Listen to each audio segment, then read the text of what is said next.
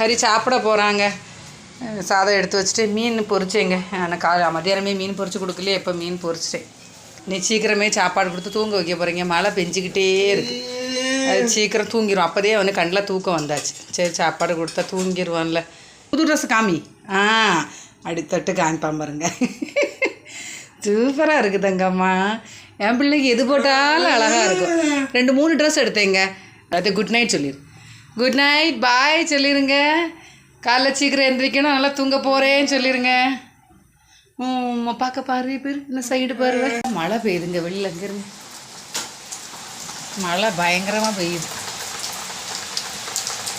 இப்போ தானங்க சாப்பிட்டேன். ஆனால் கொஞ்சம் நேரம் ஆகட்டும்ன்ட்டு இருக்கேன்.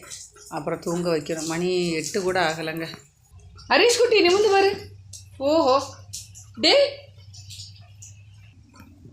இந்த அங்கிள்